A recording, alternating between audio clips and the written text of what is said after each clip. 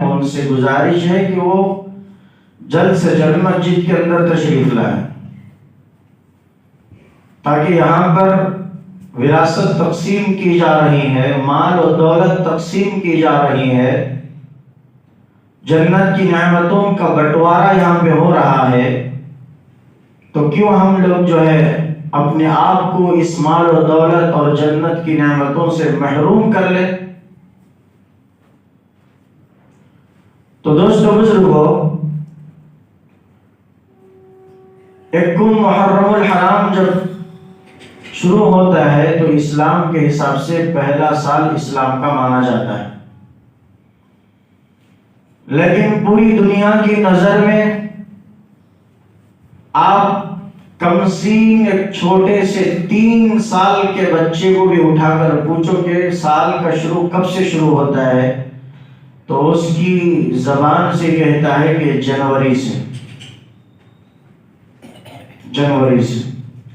اس بیچارے معصوم بچے، کمسین بچے کو پتا ہی نہیں کہ اسلام کا سال کب سے شروع ہوتا ہے،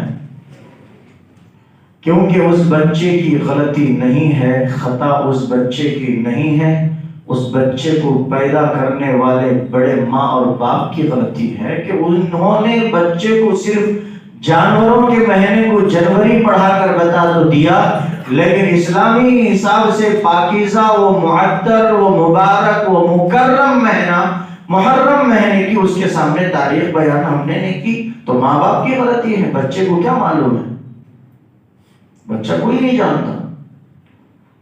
ہم جنوری جب شروع ہوتا ہے تو ہم بھی جانور بن جاتے ہیں، بلکہ یوں سمجھو کہ جانوروں سے بھی بدتر بن جاتے ہیں، کیونکہ جانور اپنے رستی گڑلے میں پٹا باندھ کر مالک جہاں باندھے گا وہاں چارہ کھائے گا، پاخانہ کرے گا اور اپنی جگہ سے نہیں ہلے گا، لیکن یہ انسان ایسا حیوان ہے کہ اس جنوری کے رات کو اس جانور بھینس بیل گدھے سے بھی بدتر ہوتا ہے، پی کر خوشیاں منا کر لوگوں کو تکلیفیں دے کر سڑکوں کو جام کر کے ٹریفک کو پریشان کر کے دھوم مچا کر ہلچل کر کے کیکوں کو تقسیم کر کے اور ہیپی نیو ایئر کے گیت گاتے ہوئے پوری قوم و ملت کو جو ہے ٹھیس پہنچاتا ہے، اس سے تو بہتر جانور اچھا ہے کہ خاموش اپنی جگہ پر پڑا ہے۔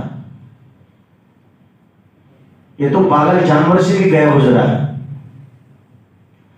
لیکن اسلامی تعلیمات کے اندر ایسی کوئی حقیقت نہیں ملتی، لیکن اصل ہمارا اسلامی تاریخ کے حساب سے محرم شروع ہوتا ہے تو اسلام کا پہلا مہینہ کہلاتا ہے، تو اسلام کا سال محرم سے شروع ہوتا ہے۔ تو دوستو بزرگوں، ہمیں دیکھنا یہ چاہیے کہ ایک محرم گزشتہ سال بھی آیا تھا ہماری زندگی میں، اور ایک محرم اب آیا ہے ہمارے زندگی کے سامنے۔ دونوں محرموں کو ہم حساب و محاسبہ کرنا ہے، پچھلے محرم سے اب کی اس محرم تک کہ 1 سال کا جو وقفہ ہم نے گزارا ہے، کیا ہماری اس 1 سال یعنی اس محرم سے اس محرم تک ہماری زندگی میں کچھ تبدیلی آئی کی یا نہیں؟ کچھ انقلاب آیا کی یا نہیں؟ کچھ ہم چینج ہوئے کی یا نہیں؟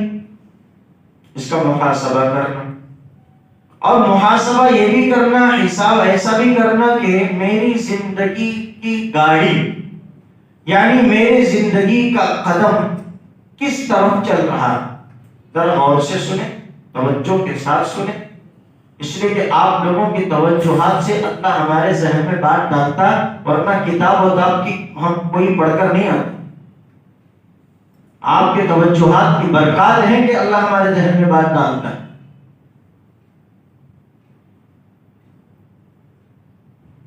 تو ہم حساب لینا اپنی زندگی کا کہ میری زندگی کے وہ قدم کس راستے پر چل رہے ہیں، یا آیا کہ جنت کی طرف چل رہے ہیں یا جہنم کی طرف چل رہے ہیں، رب کے حکم کی طرف یہ قدم گامزن ہیں، چل رہے ہیں، یا نہیں تو شیطان کے اشارے پر یہ قدم چل رہے ہیں۔ سال کا نیا مہینہ، نیا سال ہمارا محرم سے شروع ہو رہا ہے۔ آیا کہ اس نئے سال سے ہم محاسبہ کریں کہ پچھلے جو محرم سے اب تک ایک سال گزرا، اس پورے سال میں ہمارے دین کے اندر، ہمارے اعمال کے اندر، ہماری عبادتوں کے اندر، ہمارے اسلامیات کے اندر کچھ ترقی ہوئی کی یا نہیں، کچھ بڑھوتری ہوئی کی یا نہیں۔ اگر پچھلے محرم سے اس محرم تک ہماری زندگی میں دینی اعتبار سے، ایمانی اعتبار سے ترقی ہوئی ہے تو ہم کامیاب ہیں، یقیناً کامیاب ہیں ہم۔ اور پچھلے محرم سے اس محرم تک کا محاسبہ لیں، حساب و کتاب لیں ہم کہ میرے پچھلے سال سے اب تک کے محرم تک کی نمازوں کا حال کیا ہے، کیا میری نمازوں میں بڑھوتری ہوئی کہ یا کمی ہوئی، اللہ کی عبادتوں میں جان پیدا ہوا کہ یا نہیں، ایسا ہی دل مردہ زندگی گزارا۔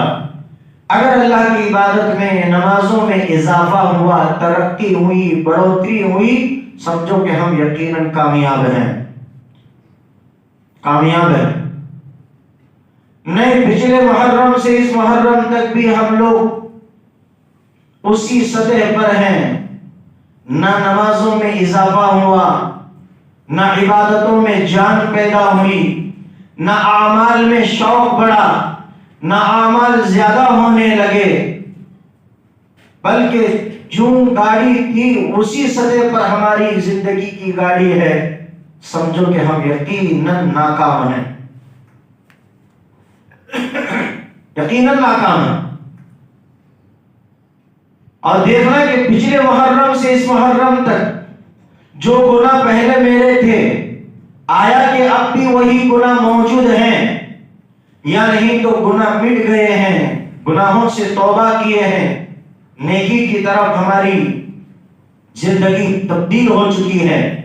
یقیناً اگرچہ ہماری زندگی پچھلے محرم سے اب کی محرم تک نیکیوں میں بڑھوتری ہوئی ہے، نیکیوں کا شوق بڑھا ہے، گناہوں سے توبہ ہوئی ہے، ہمارے سے بھی بڑا کامیاب انسان پوری دنیا میں کوئی نہیں ہو سکتا۔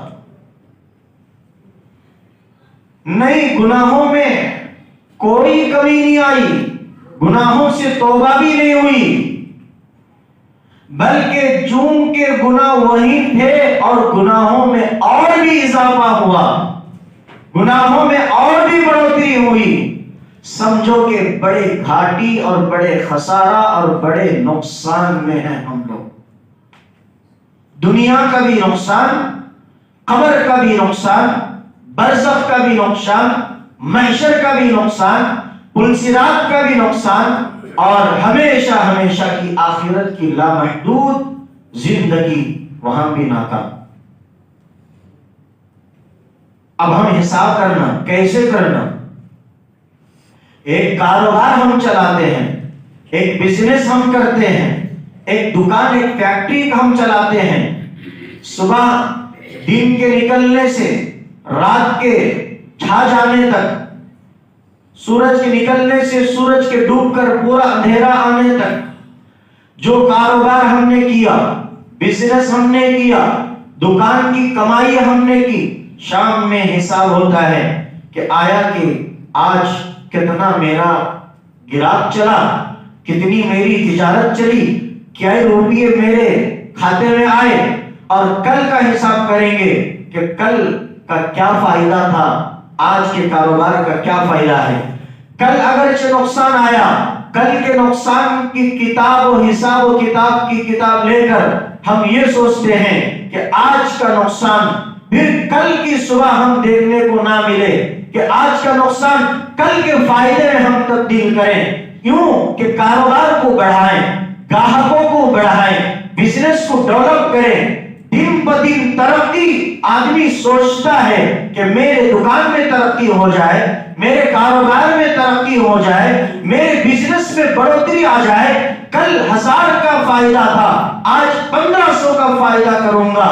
نقصان کی کوئی بات آئی، میں صبر کرنے والا نہیں، اس نقصان کو بھرم کروں گا۔ کب؟ بزنس کو بڑھا کر اور کسی بھی ایک طریقے سے کل کے نقصان کو آج فائدے میں تبدیل کروں گا. سوچتے نہیں سوچتے نہیں سوچتے؟ بولو بھائی، کل 1000 آئے تو آج کا ہماری کیا سوچ رہی تھی؟ 1000 ہی پر ٹکی رہی تھی ہماری سوچ؟ نہیں، خدا کی قسم نہیں، 1500 کے اوپر چلتی ہے گاڑی ہماری دماغ. کیونکہ نقصان کوئی آدمی نہیں چاہتا.